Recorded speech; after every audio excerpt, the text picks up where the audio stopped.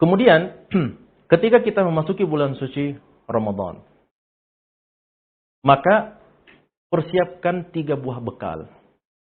Bekal yang pertama adalah bekal mental, yang kedua adalah ilmu, dan yang ketiga adalah amal.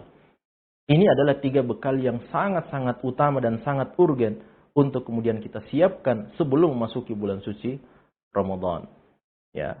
Nah, di antara bekal-bekal yang harus kita persiapkan itu, khususnya bekal mental ini, karena subhanallah pengetahuan kita, ya, maklumat kita tentang bulan suci Ramadan secara umum atau hakikat daripada bulan suci Ramadan itu sangat penting.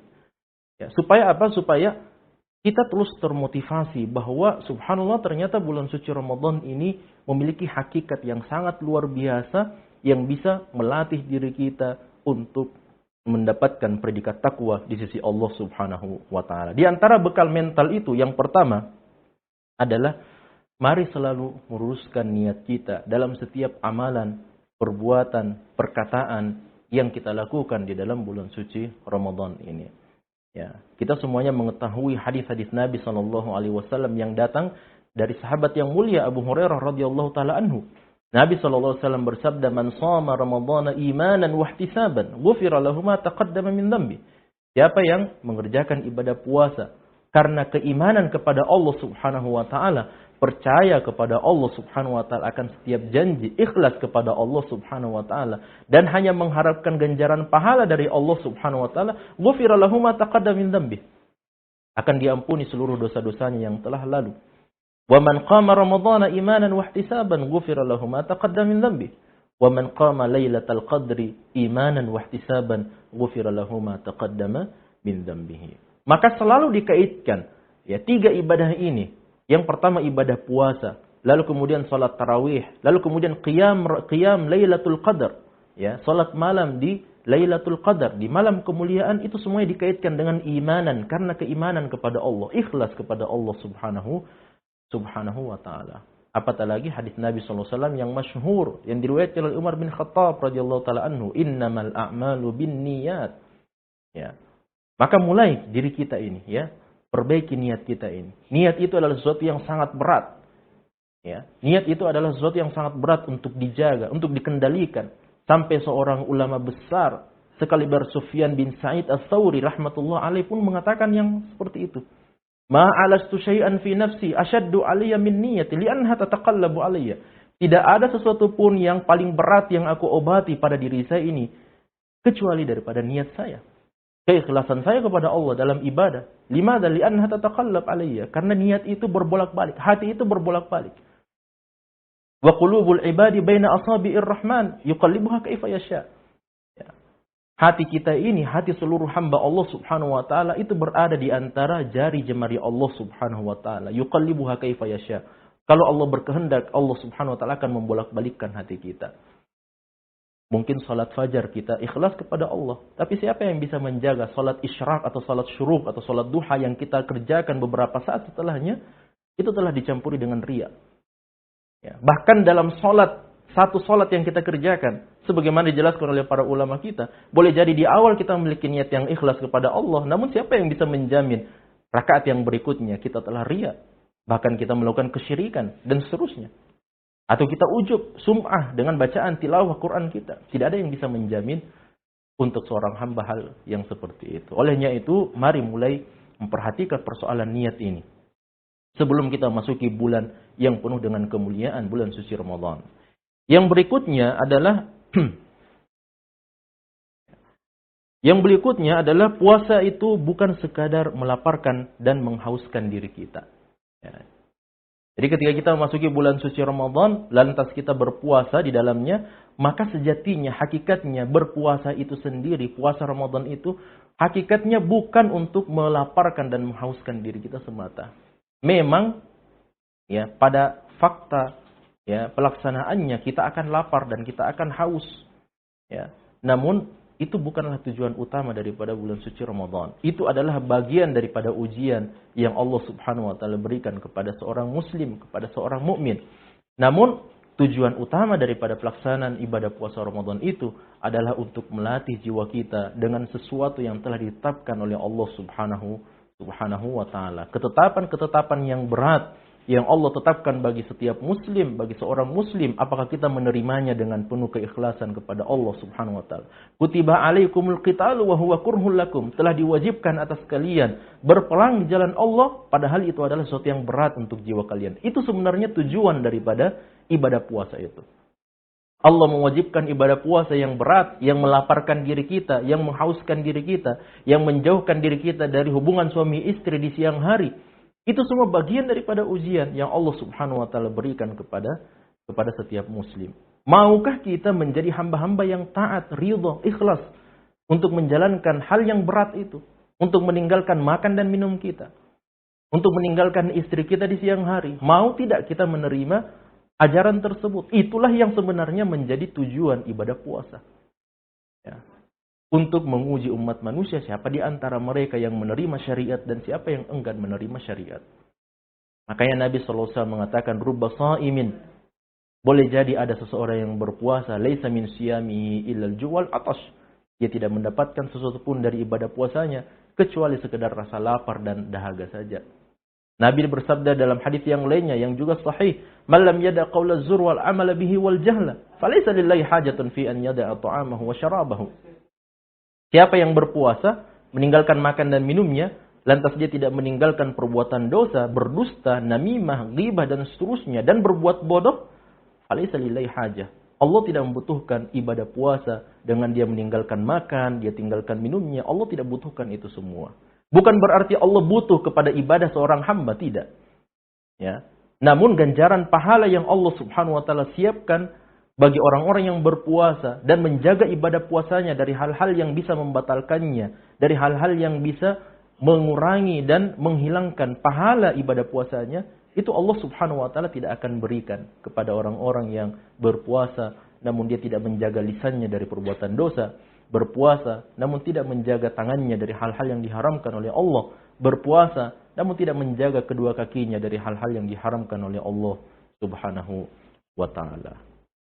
Yang ketiga, di dalam bulan suci Ramadan ini, harus kita siapkan mental kita, pengetahuan kita, maklumat kita, bahwa bulan puasa itu sejatinya adalah bulan perlombaan. Ya. Dia adalah bulan perlombaan untuk mendapatkan predikat takwa. Ada 1,8 miliar kaum muslimin di seluruh dunia ini. Ya, dari timur ke barat. Dan semua kita beriman kepada Allah Subhanahu wa ta'ala, dan ketika memasuki bulan suci Ramadan kita berpuasa, maka sejatinya ibadah puasa itu adalah, atau bulan Ramadan itu adalah bulan perlombaan untuk meraih dan mendapatkan predikat takwa. Ya ayyuhalladzina amanu kutiba alaikumusiyam kama kutiba alal ladzina min qablikum la'allakum tattaqun. Allah memanggil dan menyuruh semua orang-orang yang beriman kepada Allah Subhanahu wa ta'ala bahwa telah diwajibkan atas kalian ibadah puasa. Tujuannya adalah untuk mendapatkan predikat takwa. Dalam ayat yang lain Allah mengatakan fafirru ilallah, maka berlarilah kepada Allah. Wasari'u ila magfiratin min rabbikum wa jannatin arduhas samawati wal ardu uiddat lil muttaqin. Kalau kita lihat subhanallah, tujuan daripada ibadah puasa itu adalah untuk mendapatkan predikat takwa. Ya. Dan surga yang Allah Subhanahu wa ta'ala sudah siapkan untuk orang-orang yang bertakwa, Allah suruh mereka, wasari'u, bersegera kalian. Bersegera untuk mendapatkan surga Allah Subhanahu wa ta'ala dan ampunan Allah Subhanahu wa ta'ala yang disiapkan bagi orang-orang yang bertakwa. Maka kita harus yakin betul, camkan dalam diri kita, dalam mental kita, bahwa bulan Ramadan ini adalah bulan kita berlomba-lomba dengan 1,8 miliar kaum muslimin yang lainnya yang ada di seluruh dunia ini. Ya, kita berlomba untuk mendapatkan predikat takwa di sisi Allah Subhanahu wa ta'ala.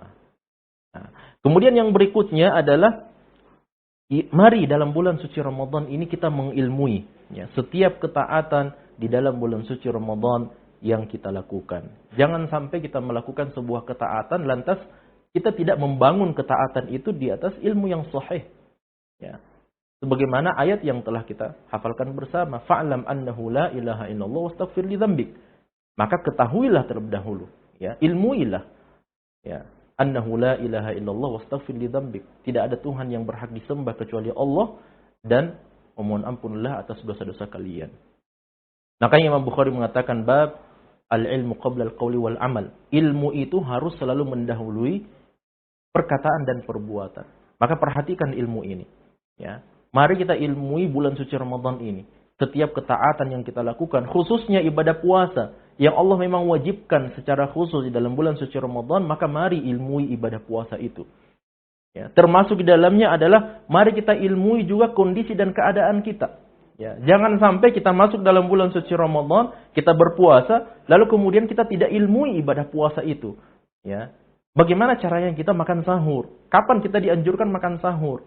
Ya, kapan kita harus berhenti untuk makan dan minum ketika azan telah dikumandangkan? Ya, kemudian ibadah-ibadah yang lainnya, misalnya salat syuruk atau salat isyraq atau salat duha. Ya, kemudian sedekah-sedekah yang kita berikan. Lalu kemudian zakat fitri akan kita keluarkan di akhir daripada bulan suci Ramadan. Ya, apakah kita bisa membayarkan zakat fitri itu beberapa hari sebelum masuknya 1 Syawal, ataukah kita harus membayarkannya di 1 Syawal di pagi hari misalnya? Ya, termasuk juga adalah mengetahui dan mengilmui setiap kondisi dan keadaan yang terjadi dalam diri kita di dalam bulan suci Ramadan. Ya. Seseorang yang sedang musafir misalnya, maka ketahui, ilmui itu. Ya. Apakah dia wajib untuk berpuasa ketika dia safar? Ataukah ketika seseorang itu sakit, apakah sakitnya itu membolehkan dia untuk meninggalkan ibadah puasa? Dan apakah kalau dia meninggalkan ibadah puasa karena sakit tertentu, sakit yang dia miliki, dia memiliki kewajiban untuk qadha atau dia harus membayarkan fidyah dan seterusnya? Ya. Itu semuanya membutuhkan ilmu pengetahuan. Ataukah seorang wanita yang sedang hamil atau dia sedang menyusui dalam bulan suci Ramadan, kalau dia meninggalkan 30 hari atau 29 hari daripada ibadah puasa, maka apa kewajiban dia? Karena di sini ada perselisihan di antara para ulama kita. Dia mengatakan bahwa kewajibannya adalah mengqadha, ada yang mengatakan kewajibannya adalah membayar fidyah, dan ada yang mengatakan kewajibannya adalah mengqadha dan membayar fidyah. Maka ilmui itu, kondisi kita, keadaan kita.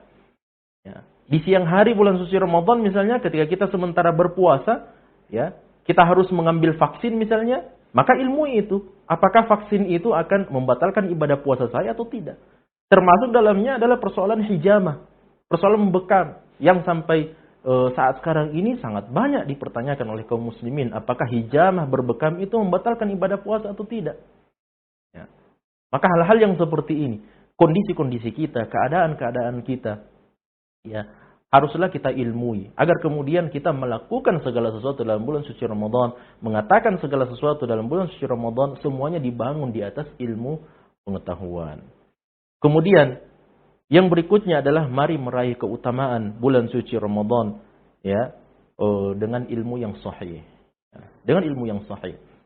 Tentu saja membangun setiap ketaatan dan perbuatan, perkataan yang kita lakukan dalam bulan suci Ramadan di atas sebuah ilmu, itu tidak cukup. Ya, ilmu itu haruslah bersumber dari Al-Quran dan sunnah Nabi SAW yang sahih.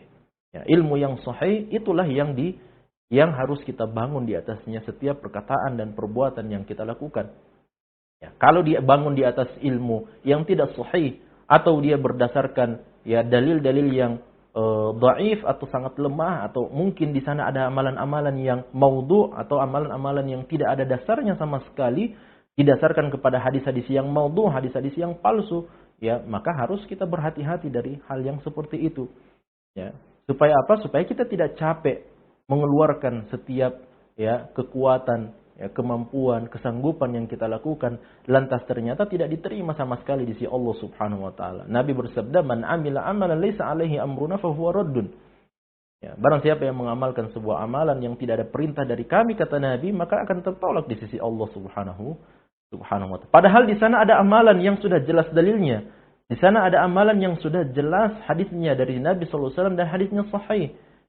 Namun karena kesibukan kita untuk mengamalkan sebuah amalan yang tidak sahih itu, yang palsu itu, yang tidak ada dasarnya itu, justru melalaikan kita dari amalan yang seharusnya kita lebih perhatikan. Ya, maka mari kita mengilmui setiap keutamaan-keutamaan yang diajarkan dalam agama Islam berkaitan dengan ibadah puasa Ramadan. Baik. Kemudian yang terakhir, pemirsa yang dirahmati Allah Subhanahu wa taala. Ketika kita telah berada di dalam bulan suci Ramadan, maka tentu saja ya, di sana ada bekal-bekal untuk amaliyah Ramadan kita. Ya, apa-apa saja amalan-amalan yang sebaiknya atau dianjurkan untuk kita amalkan di dalam bulan suci Ramadan. Di antaranya tentu saja adalah banyak tilawah Al-Quran dan tadabbur Al-Quran. Ya, kewajiban kita sebagai seorang muslim terhadap Al-Quran yang telah diturunkan oleh Allah itu tidak terhenti pada sekedar tilawah Quran saja. Ya, namun kewajiban kita pun juga adalah mentadabburi ayat-ayat Allah Subhanahu wa taala. Afala yatadabbaruna al-Qur'an am ala qulubin aqfaluha? Ya, mengapa mereka tidak mentadabburi Al-Qur'an? Apakah telah ada pada hati-hati mereka itu gembok-gembok yang telah mengunci hati mereka? Di dalam ayat yang lain Allah Subhanahu wa taala menerangkan bahwa Al-Qur'an itu diturunkan kepada umat manusia liyadabbaru ayatihi, supaya umat manusia mentadabburi ayat-ayatnya. Maka mari maksimalkan waktu kita dengan memperbanyak tilawah kita, membaca Al-Quran. Namun selingi bacaan kita, tilawah kita itu dengan mentadabburi ayat-ayat Allah Subhanahu wa taala. Sedikit namun kita konsisten mentadabburi ayat-ayat itu, insya Allah itu sudah cukup. Ya. Sebagaimana telah diajarkan oleh para ulama kita yang di awal tadi kita sebutkan. Ya, para ulama kita banyak. Ya. Banyak di antara mereka yang bisa mengkhatamkan Al-Quran berpuluh-puluh kali dalam bulan suci Ramadan. Ya. Maka mari kita tentukan dan mari kita azam dengan azimah yang kuat, keinginan yang kuat, niat yang kuat supaya kita bisa maksimalkan tilawah Quran kita ini dalam bulan suci Ramadan. Kemudian di antara bekal amaliyah Ramadan kita juga di dalam bulan suci Ramadan adalah mari mutala'atul kitab. Ya. Mari kita banyak membaca buku, ya. Membaca karya-karya para ulama kita. Ya, agar kemudian ilmu khazanah, keilmuan kita tentang agama Islam ini pun juga semakin meningkat. Sangat disayangkan sekali kita ini adalah umat yang tidak mau membaca. Kita adalah umat yang sedikit membaca. Ya, kalaulah kita membaca Al-Quran, walillahil hamd. Namun itu tentu saja tidak cukup.